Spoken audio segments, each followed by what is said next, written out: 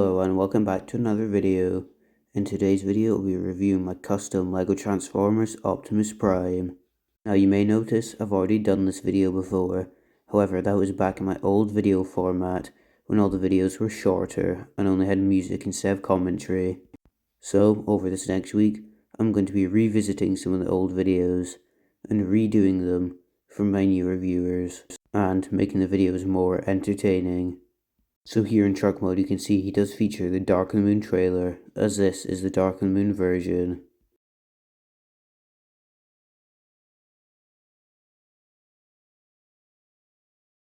And here he is, and you can see this truck mode is quite big. However, it is slightly messy at the front cab section, as these grey pieces I could not find in blue, so they do stick out a bit. I also think the smokestacks could have been slightly longer, as they don't stick up too far compared to the actual movie design. And behind the front wheel rim is slightly messy, as well as the back wheel rim not being so flush against the wheels as I would have liked. But here it is compared to the old leader class figure from the first movie, as this is what I based the transformation on. And this figure is quite large, and it also has rubber tires, which I quite like. And even though my version has a trailer, you will see the transformation is still inspired by this original toy. Now I'll be covering the trailer later, so we better get rid of that, so I can cover the truck mode. And here it is. And unfortunately I do think the details are slightly lacking, and the front end is quite boxy and does not feature the flames. However, I think that's excusable at this scale, as the flame details are quite hard to do. Now spinning him around for the 360. You can see here at the side how it is kind of messy, and the truck proportions are not the greatest. And here at the back you can see the back end is slightly hollow, but this is for the transformation, but it still does not look too good. This is because I wanted to keep the legs less bulky than the original figure. And obviously the other side is just the same, with all the gaps and all. And at the front you can see how unfortunately one of the smokestacks has come unaligned. And in my opinion, the front bumper is way too big for this truck, and the grille is not large enough, but I did manage to capture the floating headlights. Now it's time for the comparisons. So here he is, and here he is compared with the original 2007 Leader Class figure, Deluxe Class 2007 Jazz, the Siege Optimus Prime, and an original Power Master Optimus Prime. And you can see this guy is quite a large truck, but still not as big as the old Leader Class scale. Now it's time for his transformation. And to start off with, we're going to take these two roof panels, and using the grey hinge there, we'll just fold them out to the side. And now we can move this smokestack slightly up, just to get clearance for later steps. Next, we can come to the back, and here we can take the fender sections and split them half in the middle, and fold them to compress them.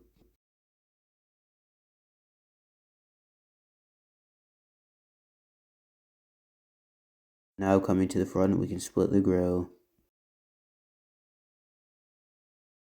Once this is done, we can come to the side of the truck, where we'll take the arms and fold them forward, as they're on these ball joints.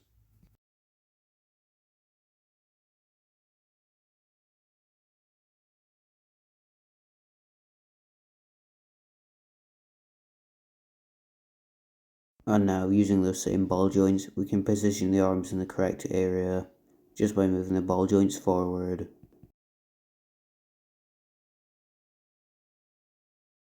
Now coming to the side, using a series of double hinges, we can fold the windshield section as well as the arms onto the torso. Now we can take the arms and fold them up slightly.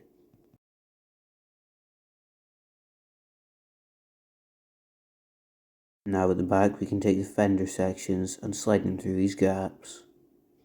Now, using these hinge pieces, we can take the fenders and straighten them back out to their vehicle mode state. And using the ball joints and hinge joints, we can straighten out the smokestacks that are along the back. Once this is all done, we can come to the side. Here, we're going to use the ratchet joints in the hips, and these will be used to straighten the legs. I use ratchet joints so that he is stable, because he is quite top heavy. So there are the legs straightened out.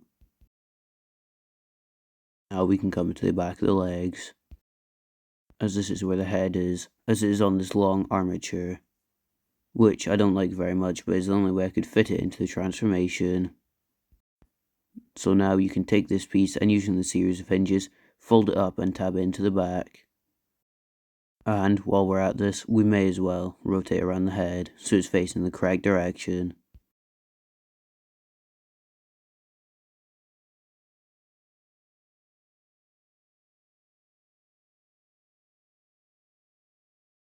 And now coming to the legs, we can take these wheels and they're on a double hinge and they will collapse onto the thighs so they're in the correct robot mode configuration. So there they are, collapsed against the thighs. And now we can come to the bottom of the legs. So first we'll take the ratchet joint at the knees and we can rotate this around so the front of the cab is facing the back of the legs.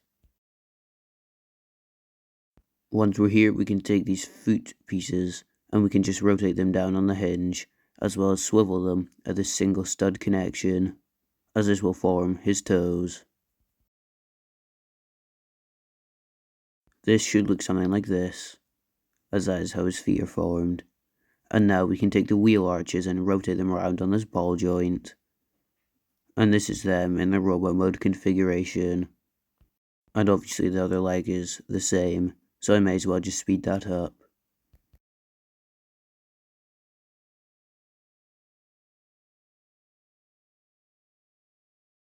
And so there he is, in his robot mode. And working our way up, we may as well start at the feet.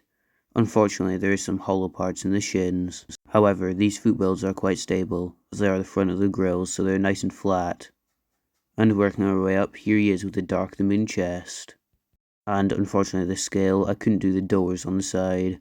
However, if I was to attempt this design again, I'm sure I could figure out a solution. And here's his head, which unfortunately lacks quite a lot of detail. However, I do think it looks alright on this model, as this is one of my older builds. And moving around to the other side, you can see here in the middle that he does have a slight gap, which I don't think looks terrible.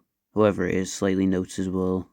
But I do think the middle chest detail is quite good where the abs are, even if these sections do stick out slightly too far for my liking. And unfortunately, you can't really see the smokestacks that are supposed to be poking over the shoulders, and he also does not have the shoulder stacks. I also think the legs are slightly too long, and it makes the proportions look slightly odd. However, like I said, this is one of my older builds, and I will definitely be attempting this design again in the future. And here he is from the side, which I don't think looks terrible as his backpack's not too big, but it does look like he's leaning backwards slightly. But for the most part, it doesn't look too bad. Here at the back though, I do think the back of his legs are way too flat, and they just don't look very good. And the backpack is not very movie accurate compared to the on-screen model. But here at the front, he does look alright for being one of my earlier builds. I do think my Evasion Mode Optimus does look better than this guy. So, on to the comparisons.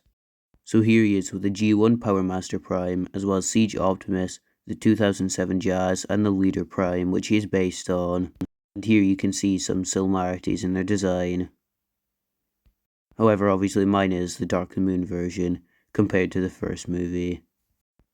And I do think the wheel placement here does work quite well.